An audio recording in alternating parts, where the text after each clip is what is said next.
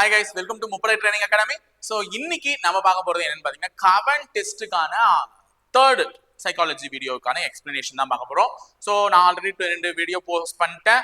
50 கேள்விகள் முடிவடைஞ்சிருக்கு. இது நம்மளுடைய 75வது கேள்வி முடிவடைய போது நம்மளும் கனெக்ட் பண்ணி ஒன்னொன்னா நகர்த்தி போயிட்டே தான் இருக்கும். நீங்களும் கூட சேர்ந்து சப்போர்ட் பண்ணி பார்த்துட்டே இருந்தா தானே நம்மளால சைக்காலஜில 25 out of 25 வாங்க முடியும். ஸோ பார்ப்போமா என்ன இருக்கிறது என்று. ஸோ ஃபர்ஸ்ட் தவறான எண் எதுன்னு சொல்லிட்டு கேட்டிருக்காங்க. நம்ம எடுத்த உடனே கேள்வியே படிக்கிறது இல்ல. ஐயோ விடுபட்ட எண் கேட்டிருக்காங்கன்னு சொல்லிட்டு வித்தியாசத்தை கண்டுபிடிக்கிறது நான் பல பேரை பார்த்திருக்கேன். எங்க 125ல ஆரம்பிச்சு 999 முடிஞ்சு அங்க கேள்விக்குறி வேற இல்ல. எப்படிங்க விடுபட்ட எண்ணை கண்டுபிடிப்பீங்க?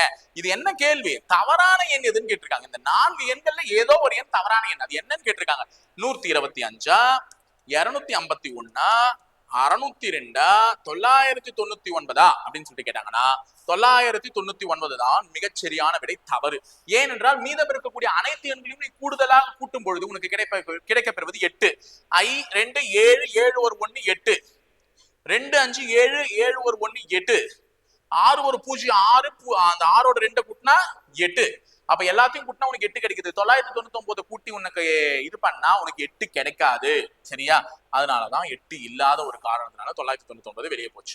அடுத்து ஒரு சீட்டிங் அரேஞ்ச்மெண்ட் தாங்க கேட்டிருந்தேன். போட்டிங்களான்னு பாத்துடலாம். ABCDEF ஆகியோர் ஒரு வட்டமேசையில் மையத்தை நோக்கி அமர்ந்துள்ளார். அப்ப 6 பேருமா. அப்ப 6 சீட்டு போட்டு ஃபர்ஸ்ட் மையத்தை நோக்கினா எல்லாரும் உள்ள பார்த்து உட்காருக்காங்க. உள்ள பார்த்து உட்கார வச்சுட்டேன். இப்ப என்ன சொல்றாங்க? ஏ என்பவர் F மற்றும் D இன் இடையில் உள்ளார். ஏன்ற ஒருத்தர் F க்கும் D க்கும் இடையில இருக்கார். எங்கன்னு சொல்லல, அதனால நான் இங்க உட்கார வைக்கிறேன். ஏன்னு ஒருத்தர் உட்கார்ந்தா F க்கும் D க்கும் இடையில இருக்காங்க. சரியா? சரி. அடுத்தது D என்பவர் E இன் எதிரே உள்ளார். நல்லா கவனிங்க. D யாரோட எதிரில இருக்கணும்? E யோட எதிரில. இப்ப நான் D இங்க உட்கார வச்சிட்ட காரணத்தினால ஆப்போசிட்ல யாரை உட்கார வைக்க போறேன்? E. D என்பவர் E இன் எதிரே உள்ளார். B மற்றும் D இருவரும் அருகருகே அமரவில்லை. க்ளூவை உருப்படியா படிங்க. மாத்தி படிச்சுட்டு அப்புறமா நம்மள குறை சொல்றது. B மற்றும் D இருவரும் அருகருகே அமரவில்லை. B யும் D யும் பக்கத்துல உட்காரக்கூடாது. ஏற்கனவே 4 சீட்டும் ஃபில் ஆயிடுச்சு. இந்த சீட்லயே B உட்கார மாட்டேன்ட்டான். அப்ப இந்த சீட்ல தான் யாரும் உட்காருவான்? B. அப்ப மீந்து போன C இங்க உட்கார்ந்தாகணும். இன்னொரு பாயிண்ட் கொடுத்து கன்ஃபார்ம் பண்றான். E யும் B யும் ஆகியோர் அருகருகே உள்ளனர். அப்ப E யும் B யும் பக்கத்துல இருக்காங்கன்னு சொல்லலாம் வந்துருச்சு. இப்ப நம்மள என்ன கேக்குறாங்கன்னா, B க்கும் F க்கும் நடுவுல யார் இருக்காங்க கேக்குறாங்க. B க்கும் F க்கும் நடுவுல யார் இருக்கிறது? E. Answer option B. புரியுதா? அவ்வளவுதான். மூணாவது கேள்வி போலாமா? கொடுக்கப்பட்டுள்ள படத்தில் எத்தனை முக்கோணங்கள் இருக்குன்னு கேக்குறாங்க. நான் இதை பெருசு பண்ணி தான் உங்களுக்கு காமிக்கணுமே. இந்த படத்துல எத்தனை முக்கோணம் இருக்குன்னு கேக்குறாங்கம்மா. எனக்கு தெரிஞ்சு இந்த மாதிரி ஒரு கட்டம் வந்துச்சுனாலே எத்தனை முக்கோணம் உருவாகும்னு சொன்னேன்? 8. அப்ப இதுல ஒரு 8, இது ஒரு 2, இது ஒரு 2. அப்ப 8 8 16, 16 ஒரு 2 18, 18 ஒரு 2 20. 20 வந்துச்சா? அடுத்தது இந்த வெளியில இருக்கா பாருங்கம்மா. இது வெளியில இருக்கானா? இதுவும் இதே மாதிரி பாக்ஸ் தானம்மா. இப்படி இருக்கிற பாக்ஸ் தானே. இப்படி வந்துச்சுனாலே 8ன்னு சொல்லிட்டேன். இப்ப வெளியில இருக்கக்கூடிய இந்த பாக்ஸ்லயும் கண்டிப்பா எத்தனை வரும்? 8 வரும். அப்ப ஏற்கனவே ஒரு 20, இப்ப ஒரு 8, இதெல்லாம் சேர்ந்து கொடுத்தா எனக்கு ஆன்சரா தரப்போறது எத்தனை? 8. 28. சரியா? முடிஞ்சிச்சா? மூணாவது கேள்வி. நாலாவது கேள்வி வரலாம். 4 4% 2 2% கூட்ட கிடைப்பது என்னன்னு சொல்லிட்டு கேக்குறாங்க. 4 4%. அப்போ நல்லா ஞாபகம் வச்சுக்கோங்க. 4 4% எப்படி கண்டுபிடிப்பேன்? 4%னா 4/100ன்னு போடுவேன். எதனுடைய 4%? 4 4%. அப்ப 4 4 பெருக்குனா 16. 16 100ஆல அடிக்கணும். எப்பவுமே 100ஆல அடிக்கணும்னா 2 எத்தனை 0 இருக்கோ அத்தனை ஸ்தானம் தள்ளி முன்னாடி புள்ளி வச்சுக்கோங்க. 2 0 இருக்கு. சோ 2 ஸ்தானம் தள்ளி முன்னாடி புள்ளி வச்சா 0.16 வரும். இது கூட 2 2% கூட்ட சொல்றான். அப்ப 2 2%னா 4 2 4/100ன்னு வரும். அப்ப 2 ஸ்தானம் தள்ளி புள்ளி வச்சா வைங்க பார்க்கலாம். 4 0. எனக்கு முன்னாடி எந்த நம்பரும் இல்லாததுனால 0 போட்டுக்கிறேன். 0. 2 ஸ்தானம் தள்ளி புள்ளி வச்சிட்டேன். இப்ப இது ரெண்டுத்தையும் கூட்ட சொல்றான். அவ்வளவுதான். 0.16 0.04. அப்ப 6 4 கூட்டினா 10 2 0.20. அவ்வளவுதான். புரியுதா? முடிஞ்சிச்சு. அடுத்தது 5. 52 சீட்டுகள் உள்ள ஒரு கட்டிலிருந்து ஒரு சீட்டை எடுக்கும் பொழுது அது ராஜாவாகவோ அல்லது ஸ்பேட் அட்டையாகவோ இருப்பதற்கான நிகழ்தகவு என்னன்னு சொல்லிட்டு கேக்குறாங்க. அப்ப 52 சீட்ல இருந்து நான் ஒரு சீட்டை எடுக்கிறேன். அது ராஜாவாகவோ அல்லது ஸ்பேடு அட்டையாகவோ இருப்பதற்கான நிகழ்தகவு என்னன்னு சொல்லிட்டு கேக்குறாங்க. அப்போ கீழே வந்து மொத்தமா 52 சீட்டு. என்கிட்ட ராஜா எத்தனைமா இருப்பார் சீட்டு கட்டுல? 4 ராஜா இருப்பார். ஸ்பேடு அட்டை எத்தனை இருக்கும்? 13 அட்டை இருக்கும். ஏன்னா 4 வகையான உருவங்கள்ல உனக்கு அட்டைகள் இருக்கும். டைமண்டு, வைரம், ராஜா சாரி டைமண்டு, வேற என்ன, இதயம், அடுத்தது ஸ்பேடு, கிளப், இந்த மாதிரி 4 வகையான உருவங்கள் இருக்கும். ஒவ்வொரு உருவத்திலும் 13 அட்டைகள் இருக்கும். அப்ப ஸ்பேட்ல ஒரு 13, ராஜா ஒரு 4 அல்லதுன்றதுனால கூட்டிக்கோங்க ரெண்டுத்தையும், ஏன்னா ரொம்ப நல்லது. கூட்டிட்டு இப்ப நான் கவனிச்சு பார்த்தேன், இந்த 4 ராஜா இருக்காருல்ல, 4 ராஜால இதயத்துல ஒரு ராஜா இருப்பாரு, உங்க இதயத்துல இல்ல, இங்க இதயத்துல ஒரு ராஜா இருப்பாரு, வைரத்துல ஒரு ராஜா இருப்பாரு, ஸ்பேட்ல ஒரு ராஜா இருப்பாரு, கிளப்ல ஒரு ராஜா இருப்பாரு. 4த்துல ஒரு ராஜா கணக்கு தானே. அப்ப நான் ஸ்பேட்லயும் ராஜாவை கணக்கு எடுத்துக்கிட்டா நான் தானே முட்டாள். அப்ப ராஜாவை இதுல ஒண்ணு கணக்கு வச்சுக்கணும் அல்லது ஸ்பேட்ல ஒண்ணு கணக்கு வச்சுக்கணும். அதனாலதான் நான் என்ன பண்றேன், ஃபைனலா -1 பண்ணிடுறேன். ஏன்னா ராஜா ரெண்டுத்துலயும் இருக்காரு. ஒண்ணு ராஜா கணக்குல இருக்கட்டும், இல்லைன்னா ஸ்பேட் அட்டையில இருக்கக்கூடிய ராஜா ஸ்பேடு கணக்குல இருக்கட்டும். நான் ரெண்டுத்துலயுமே அவரை கணக்கு வச்சுக்கிட்டேன், எனக்கு தான் கணக்கு உதைக்கும். அதனால ஃபைனலா -1 பண்ணிட்டேன், ஒரு ராஜாவை கழிச்சிட்டேன். இப்ப 4 + 13 17, 17 1 போச்சுன்னா 16, 16/52 வரும். ரெண்டுமே 4வது வாய்ப்பாட்டுல அடியும். 16 என்பது 4 முறையும், 52 என்பது 13 முறையும் அடியும். சோ ஆன்சர் 4/13 என்பதுதான் சரியான விடை. சரியா, முடிஞ்சிச்சு. 6வது கேள்வி, 9 மற்றும் 64 சராசரி விகித சமனை கேளுங்க. இந்த கேள்வி ரொம்ப ரொம்ப இம்பார்ட்டன்டான கேள்வி. சராசரி விகித சமன் அப்படின்னு சொல்லிட்டாங்கனாலே 9ன்ற நம்பர் முன்னாடி இருக்கும், விகித சமனுக்கு வரக்கூடிய அடுத்த நம்பர் இங்க, திருப்பி அடுத்த நம்பர் இங்க, 64 என்பது லாஸ்ட். எப்பவுமே இந்த சராசரி விகித சமன் கேட்டா சராசரி என்பது நடுவுல தான் இருக்கணும். அப்ப விகித சமன் என்பது நடுவுல இருக்கக்கூடிய ஒரு எண்ணு தான். நான் என்ன பண்ணுவேன், இந்த பக்கம் இருக்கிற நம்பரையும் இந்த பக்கம் இருக்கிற நம்பரையும் உத்து நோக்கணும். அது ரெண்டுமே ஸ்கொயர் வேல்யூ. சிம்பிளா முடிக்கிறதா இருந்தா ரெண்டுமே ஸ்கொயர் வேல்யூ. இதுக்கு ஸ்கொயர் எடுத்தா 3, இதுக்கு ஸ்கொயர் எடுத்தா 8. இது ரெண்டுத்தையும் பெருக்கி சொன்னா விட்டு ஆன்சர் 24. 3 8 என்னது 24. அவ்வளவுதான், முடிஞ்சிச்சு. அடுத்து 7வது கேள்வி என்ன கேட்டிருக்காங்கன்னா, ஒரு வேலையை A என்பவர் 6 நாட்களிலும் B என்பவர் 12 நாட்களிலும் முடிக்கின்ற நிலையில் இருவரும் இணைந்து எத்தனை நாட்கள்ல முடிப்பாங்கன்னு சொல்லிட்டு கேட்கறாங்க. அப்ப A ஒரு வேலையை எத்தனை நாள்ல முடிப்பாரு? 6 நாட்கள். B அதே வேலையை எத்தனை நாள்ல முடிப்பாரு? 12 நாட்கள். இருவரும் இணைந்து செய்தால், இணைந்து என்றால் கூட்டணும், இருவரும் இணைந்து செய்தால் வேலை எத்தனை நாள்ல முடியும்னு சொல்லிட்டு கேக்குறாங்க. முதல்ல இந்த ரெண்டு எண்களுக்கும் எல்சிஎம் எடுங்க பார்க்கலாம். 12க்கும் 6க்கும் எல்சிஎம் எடுத்தா 12 தான் எல்சிஎம். 6 எதோட பெருக்கணுமா? 12 2ஓட பெருக்கனா. 12 எதோட பெருக்கனா? 12 1ஓட பெருக்கனா. அப்போ கூட்டணும்ல, ரெண்டு பேரும் இணையணும்ல, ரெண்டு பேரும் இணையணும்னா அந்த எல்சிஎம் தொகைகளை கூட்டணும். 2 1 கூட்டினா 3. அப்ப 12 3ஆல் அடிச்சு கொடுத்தா 4 நாட்கள். அப்ப இருவரும் இணைந்து செய்தால் வேலை எத்தனை நாட்கள்ல முடிவடையும்? 4 நாட்கள்ல முடிவடையும். 8, 5 வெவ்வேறு மாதங்களில் 6 கடைகளில் விற்கப்பட்ட புத்தகங்களுடைய எண்ணிக்கை தான் இங்க கொடுக்கப்பட்டிருக்கு. ஜனவரி, பிப்ரவரி, மார்ச், ஏப்ரல், மே, இந்த 5 கடையில 6 கடையில வித்தது. எஃப் என்ற கடையில் விற்கப்பட்ட மொத்த புத்தகங்களில் எவ்வளவுன்னு கேக்குறாங்க. எஃப் மட்டும் கேக்குறாங்க. 196, 268, 198, 277, 237. சரியா? 8 ஒரு 7 பாஞ்சு, 8 ஒரு 7 பாஞ்சு, 2 பாஞ்சு 30, 30 ஒரு 6 36. 6ல முடியறதுதான் விடை. 3 ஆப்ஷன் 6ல முடியுதா? ஒன்னே ஒண்ணுதான் எலிமினேட் ஆனா. சரி, அடுத்தது 7 3 10, 10 19, 19 ஒரு 6 25, 25 ஒரு 9 34, 34 ஒரு 3 37. 3 7 வரணும். அப்ப இவனும் இல்ல இவனும் இல்ல, முடிஞ்சிச்சு. அவன் தான் விடை. செக் பண்ணிடுவோம். இவ்வளவு வந்துட்டுமே. 4 5 6 7 8 9 10 11, 1176 புத்தகங்கள் எஃப் என்ற கடையில் விற்பனை செய்யப்பட்டுள்ளது என்பது ஆகச்சிறந்த பதில், சரியான பதில். விடுபட்ட எண்ணை கண்டுபிடிக்க இந்த இடத்துல என்ன நம்பர் விடுபட்டு இருக்குன்னு கேட்டிருக்காங்க. சரியா? 20 9 வச்சு 121 எடுத்துட்டு வந்திருக்காங்க. 24 13 வச்சு 169 எடுத்துட்டு வந்திருக்காங்க. பார்த்தா ரெண்டுமே ஸ்கொயர் வேல்யூ. 121 square, 169 square. 20ல 9 போச்சுன்னா 11, அந்த 11 ஸ்கொயர் தான் இங்க எழுதப்பட்டிருக்கு. 24ல 11 போச்சுன்னா 13, அந்த 13 ஸ்கொயர் இங்க எழுதப்பட்டிருக்கு. அப்ப 32ல 17 போச்சுன்னா, 12ல 7 போச்சுன்னா 5, 2ல 1 போச்சுன்னா 5, 5 ஸ்கொயர் 225. அப்ப விடுபட்ட இடத்தில் வர வேண்டிய எண் என்னன்னா 225. 10வது கேள்வி, கூற்று மற்றும் காரணம் கேட்டிருக்காங்க, முடிவுகள் கேட்டிருக்காங்க. அனைத்து பறவையும் மரமாகும். எல்லா பறவையும் மரம். சில மரங்கள் கோழிகள் ஆகும். சில மரங்கள் என்னது? கோழிகள் சொல்லிட்டான். இப்ப சில பறவைகள் கோழி ஆகுமான்னு கேட்டிருக்கான். பறவைக்கும் கோழிக்கும் டச் இருக்கா? இல்ல. அப்ப முதல் முடிவு தவறு. சில கோழிகள் மரங்கள் ஆகுமான்னு கேட்டிருக்கான். சில கோழிகள் மரங்கள் ஆகுமா? ஆமா, சரி வந்திருக்கு. அப்ப 2வது முடிவு மட்டும் சரி. முடிவு 2 மட்டும் சரி. சரியா? 2 முடிவும் சரி இல்லைங்க, 2வது முடிவு மட்டும் சரி. 11வது கேள்வி, விடுபட்ட எண்ணை காண்க. 20, 23, 21, 22, 22, 21 கொஸ்டின் மார்க். என்னங்க லாஜிக் உங்களுது? சரி கண்டுபிடிப்போம், ரொம்ப ஈஸியான லாஜிக் தான். இப்ப ஏறுது இறங்குதுன்னா நம்ம எப்பவுமே ஆல்டர்னேட் பார்த்துடணும். இப்ப 20ல இருந்து 21 பாருங்க, ஒரு நம்பர் கூட்டியிருக்கான். 21ல இருந்து 22 ஒரு நம்பர் கூட்டியிருக்கான். அப்ப அடுத்து ஒரு நம்பர் நான் கூட்டினா எனக்கு இங்க என்ன வரணும்? 23. Answer over.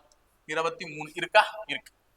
அப்ப இது என்ன சார் லாஜிக்னா, இங்க பாருங்க 23ல இருந்து 22 -1 பண்ணிருக்காங்க. 22ல இருந்து 21 -1. திருப்பி அடுத்த நம்பரை கேட்டிருந்தா நான் என்ன போட்டிருப்பேன்? 20. அவ்வளவுதாங்க. ரிப்பீட் ஆகுது அப்படியே. இங்க பாருங்க 20, 23, 21, 22 மறுபடியும் 22, 21, 23, 20 அப்படியே பாருங்க ரிப்பீட் ஆகுது. சரியா? அவ்வளவுதான். 12 வந்து ஒரு ரத்த உறவுகள் கேட்டிருக்கேன்ப்பா. P at Q என்றால் சகோதரி. அப்ப அட் என்றால் என்னது? சகோதரி. ஆஷ் என்றால் என்னது? தந்தை. டாலர் என்றால் என்னது? மனைவி. பெர்சன்டேஜ் என்றால் என்னது? மகன். இப்ப இதை சால்வ் பண்ணி டி என்பவர் பி க்கு என்ன உறவுன்னு சொல்லணும். இந்த டி இருக்கார்ல, இவர் பி க்கு என்ன உறவுன்னு சொல்லணும். போலாமா? ஃபர்ஸ்ட் டாலர் எப்பவுமே பின்னாடி இருந்தா சால்வ் பண்ணணும். டாலர் என்றால் மனைவி.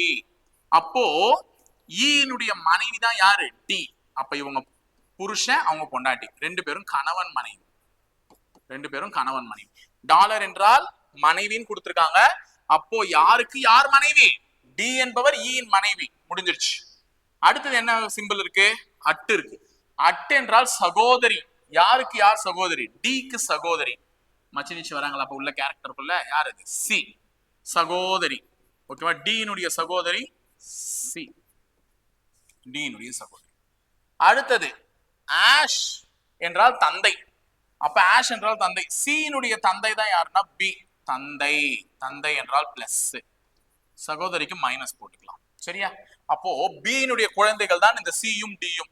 இப்ப என்ன கேக்குறாங்கன்னா, டி என்பவர் பி க்கு என்ன உறவுன்னு கேக்குறாங்க. பி வந்துட்டான்ல. இப்போ இவங்க ரெண்டு பேருக்கும் அப்பா இவருனா இவருக்கு தான் இவங்க ரெண்டு பேரும் பொண்ணுங்க. அப்போ டி என்பவர் பி க்கு என்ன உறவுனா மகள் அப்படின்னு சொல்லக்கூடிய சி ஆப்ஷன். மகள். முடிஞ்சிச்சா? முடிஞ்சிச்சு. அடுத்து 13, குழுவில் சேராதது எது? கிதார், புல்லாங்குழல், வயலின், செல்லோ அப்படின்னு சொல்றாங்க. நல்லா ஞாபகம் வச்சுக்கோங்க. கிதார் என்பது ஒரு மீட்டு கருவி, அதாவது வந்து கம்பியை வச்சு மீட்டணும். வயலினையும் கம்பியில வச்சு மீட்டணும், செல்லோவையும் கம்பியை வச்சு மீட்டணும். ஆனா புல்லாங்குழல் என்பது காற்றை வைத்து இசைக்கக்கூடிய கருவி. அதனால பி ஆப்ஷன்ல இருக்கக்கூடிய புல்லாங்குழல் வெளியே போகுது.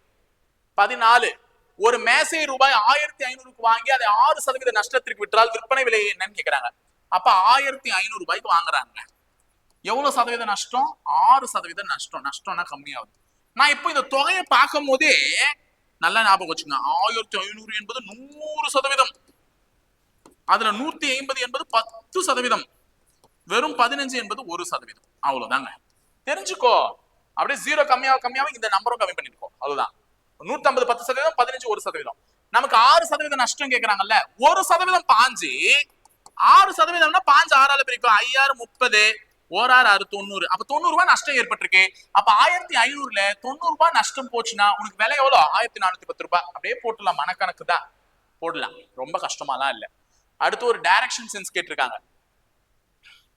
y என்பது x-ற்கு கிழக்கிலும் x என்பது z-இன் வடக்கிலும் உள்ளது. சரி, y என்பது x-ற்கு கிழக்கில் இருக்கு. y வந்து x-க்கு கிழக்கில் இருக்கு. நான் ஏன் பிளட் ரிலேஷன் மாதிரி போடுறேன்? ஓகேவா? அப்ப y-ன்ற ஒரு ஊர் இருக்கு. அது யாருக்கு இருக்கு? x-ஓட கிழக்குல இருக்கு. x-ஓட கிழக்குல y. சரியா? x என்பது z-இன் வடக்குல இருக்கு. இந்த x யாருக்கு வடக்குல இருக்கானா z-க்கு வடக்குல இருக்கான். அப்ப z-இனுடைய வடக்குல x, x-இனுடைய கிழக்குல y. p என்பது z-இன் தெற்கில் உள்ளது. ஐயோ, இன்னும் பெருசா வரையணும் போல இருக்கே. அப்ப இங்க வரையணும் x, இங்க y, இங்க z. p என்பது z-இன் தெற்கில் உள்ளது. z-ஓட தெற்குல வந்து p. p என்பது y-ற்கு எந்த திசையில் உள்ளது? ஃபைனலா என்ன கேட்டிருக்காங்கன்னா, இந்த இருக்கான்ல இந்த p, இவன் y-க்கு எந்த திசையில இருக்கான்னு சொல்லிட்டு கேட்டிருக்கான். y-ல இருந்து பார்க்கும் பொழுது y-க்கு மேப் வரையலாமா? இது வடக்கு திசை, இது மேற்கு திசை, இது கிழக்கு திசை, இது தெற்கு திசை. ரெண்டுத்துக்கும் குத்தனாப்புல நடுவுல வர்றதுனால இவன் தென்மேற்கு திசையில் உள்ளான். சரியா? p என்பவன் y-ற்கு எந்த திசையில் உள்ளான்? தென்மேற்கு திசையில் உள்ளான். அடுத்து 15 முடிஞ்சிச்சு. அடுத்து 16, நிமிடம் உள்ளானது ஒரு நிமிடத்தில் கடக்கும் கோண அளவு என்னன்னு சொல்லிட்டு கேக்குறாங்க. அப்ப நம்ம இதை ஆல்ரெடி சொல்லி கொடுத்துருக்கோம். ப்ரீவியஸ் இயர் 2020ல வந்து ப்ரீவியஸ் இயர் क्वेश्चन பிசிக்கு. நிமிடம் ஒரு நிமிடத்தில் கடக்கும் கோண அளவு என்னன்னா 6 டிகிரி. அப்போ நிமிடமுள் வந்து கடக்கக்கூடியது வந்து 6 டிகிரி, நேரமுள் கடக்கக்கூடியது வந்து 1/2 டிகிரி. இந்த ரெண்டுத்துக்கும் வித்தியாசம் தெரிஞ்சு. சரியா? அப்ப நிமிஷம் முள் இதுல எவ்வளவு கடப்பாங்கன்னா அதை 6ஆல பெருக்கி சொல்லிடலாம். டக்கு டக்குன்னு முடிஞ்சிடும் ஆன்சரு. பார்த்து வச்சுக்கோங்க. அதே நேரத்துல ஒரு முள்ளும் இன்னொரு முள்ளும் நேர் எதிரே ஒரு நாளைக்கு எத்தனை முறை நிற்கும்? 22 முறை. ஒரு முள்ளும் ஒன்றோடு ஒன்று இணைந்து ஒன்று மேல ஒன்று டச்னு ஒரு நாளைக்கு எத்தனை முறை நிற்கும்? 22 முறை. இதே செங்கோணத்தை எத்தனை முறை ஏற்படுத்தும்? தட் மீன்ஸ் 90 டிகிரி எத்தனை முறை ஏற்படுத்தும் அப்படின்னு கேட்டாங்கன்னா 44 முறை. சரியா? அடுத்து 17வது ஒரு வெண்பட கேள்வி. மருத்துவர்கள், செவிலியர்கள், அறுவை சிகிச்சை நிபுணர்கள் ஒற்றுமை விளக்கக்கூடிய படம் எதுன்னு கேட்டிருக்காங்க. நீங்க ஆல்ரெடி போட்டதுதான், தெரிஞ்சதுதான். நல்லா ஞாபகம் வச்சுக்கோங்க. செவிலியர்கள் என்றால் நர்ஸ், அவங்க தனியா தான் வரணும். செவிலியர்கள் எப்பவுமே தனியா தான் வரணும், நர்ஸ். ஏன்னா அவங்க மருத்துவர் ஆக மாட்டாங்க, அவங்க அறுவை சிகிச்சை நிபுணர் ஆக மாட்டாங்க. அதாவது அறுவை சிகிச்சை பண்ணும்போது கூட ஹெல்ப்புக்கு நிப்பாங்க. அவங்க போயிட்டு பண்ணுவாங்களா, வைத்த கிழி அப்படின்னு ஒண்ணும் பண்ண மாட்டாங்க. செவிலியர்கள் தனியா நிப்பாங்க. இங்க இருக்கக்கூடிய இது ரெண்டும் தான் கரெக்டா இருக்கும். உள்ள இருக்கிறது வந்து அறுவை சிகிச்சை, வெளியில இருக்கிறது வந்து மருத்துவர்கள். ஏன்னா அனைத்து அறுவை சிகிச்சை நிபுணர்களும் மருத்துவர்கள் தான். சார் எங்க எதிர்க்கல வீட்டுல பாய் வந்து காலைல தான் சிக்கனுக்கு ஆபரேஷன் பண்ணிட்டு இருந்தாரு, அவர் அறுவை சிகிச்சை நிபுணர் இல்லையா? எங்க அவர் வியாபாரி, கறிக்கடை பாய். புரியுதா? வித்தியாசம் தெரிஞ்சு படிக்கோங்க. அறுவை சிகிச்சை நிபுணர் என்பது சிசேரியன் பண்ணக்கூடிய டாக்டர்ஸ், அவங்க எல்லாருமே டாக்டர்ஸா தான் இருப்பாங்க. அப்போ எந்த வெண்படம் சரியாக இருக்கும்? ஏ. சரியா? அடுத்து 18வது சரியான இணையை தேர்ந்தெடுக்கும். கல்லூரி என்பவர்கள் மாணவர்களுடன் தொடர்புடையது என்றால், மருத்துவமனை என்பது எதனுடன் தொடர்புடையது என்றால் நோயாளியுடன் தொடர்புடையது. மாணவர்களுடைய சேர்க்கை இல்லை என்றால் கல்லூரி இல்லை. அதே மாதிரி நோயாளிகளுடைய வருகை இல்லை என்றால் மருத்துவமனையும் இல்லை. சரியா? அடுத்து 19வது கேள்வி. PQRST என்ற 5 நகரங்களில் பயன்படுத்தப்பட்ட இணைய சேவை. இதுல A மற்றும் B இன் பயனாளர்களினுடைய விவரங்கள் கொடுத்திருக்காங்க.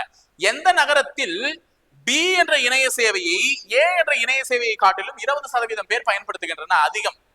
அப்போ ஒரு நகரத்துல B என்ற இணைய சேவையை A என்ற இணைய சேவையை காட்டிலும் 50 பேர் அதிகம் பயன்படுத்துகின்றனர். பாப்போமா?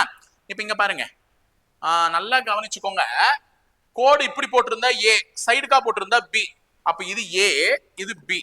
A வந்து இங்க பாத்தீங்கன்னா 500, B வந்து பாத்தீங்கன்னா 600. அப்போ A என்ற இணைய சேவையை P என்ற நகரத்தில் A என்ற இணைய சேவையை பயன்படுத்தியவர்கள் 500 பேர். P என்ற நகரத்தில் B என்ற இணைய சேவையை பயன்படுத்தியவர்கள் 600 பேர். இப்ப இதை விட அது 20% அதிகமா இருக்கானா? முதல்ல 500க்கு 20% எவ்வளவுன்னு கண்டுபிடிங்க. 500க்கு 20%, 2 0 கேன்சல் ஆயிடுமா? 2 10, ஒரு 0 இருக்கிறதுனால அந்த 0 ஆட் பண்ணிக்கோ. அப்ப 100. அப்போ ஏவை விட A 500 பேர் பயன்படுத்தினாங்களா, இதை விட 100 பேர் அதிகமா இருந்தா அதுதான் 20% அதிகமா பயன்படுத்துறவங்க. 100 தானே வந்திருக்கு, 100 அதிகமா தானே இருக்காங்க. அப்ப A என்ற இணைய சேவையை 500 பேரும் B என்ற இணைய சேவையை 600 பேரையும் பயன்படுத்தின ஒரு காரணத்தினால 100%, தட் மீன்ஸ் 20% அதிகம் பயன்படுத்திய ஒரு நகரமாக பார்க்கப்படுவது என்னன்னு பாத்தீங்கன்னா P என்ற நகரம். சரியா? அடுத்து பின்வரும் வார்த்தைகளை சரியான வரிசையில் வரிசைப்படுத்தவும் சொல்லிட்டு கேட்டிருக்காங்க. கண்கள், மூக்கு, விரல்கள், முடி, எலும்புகள். சோ இதெல்லாம் எங்கெங்கயோ இருக்கு. அதெல்லாம் சம்பந்தப்படுத்தி பார்க்கும்போது எல்லாமே அந்த எண்ணிக்கையை வச்சு கொடுத்துருப்பான்னு நினைக்கிறேன். மூக்கு எத்தனை இருக்கு? ஒரு மூக்கு தான். கண் எத்தனை இருக்கு? 2. முடி எண்ணற்றவை, நான் எப்படி எண்ணுவேன்? எலும்பு 216, விரல்கள் 20, கால் விரல்கள், கை விரல்கள் எல்லாம் சேர்த்து. அப்ப அந்த ஆர்டர்ல அரேஞ்ச் பண்ணா மூக்கு சின்னது, அடுத்தது கண்கள், அடுத்தது விரல்கள், அடுத்தது எலும்புகள், அடுத்தது முடி. சோ 2 1 3 5 4 அப்படின்னு சொல்லக்கூடிய B ஆப்ஷன் சரியா இருக்கும். சரியா? அடுத்து 21 தமிழ் கேள்விக்கு வந்துடலாமா? பொறுத்துக. நான் லாஸ்ட் வீடியோலயே கேட்டு போனேன், இதெல்லாம் என்னன்னு சொல்லுங்க பயன்படும்ட்டு. சொன்னீங்களா? சொல்லியிருந்தா பண்ணிருக்கலாம். செக் என்பது காசோலை, ஃபைல் கோப்பு, கோப்புகளை எடுத்து வா புரட்டி பார்க்கலாம் அப்படின்னு சொல்லுவாங்கல்ல. விசாவுக்கும் பாஸ்போர்ட்டுக்கு தான் நிறைய டவுட். பாஸ்போர்ட் என்றால் கடவுச்சீட்டு, விசா என்றால் நுழைவு இசைவு. சோ 4 3 2 1 சொல்லக்கூடிய A ஆப்ஷன் தான் ரைட்டா இருக்கும். சரியா? பார்த்து வச்சுக்கோங்க, பாஸ்போர்ட்டுக்கும் விசாவுக்கும் வித்தியாசம் தெரியாம இருந்துடாதீங்க.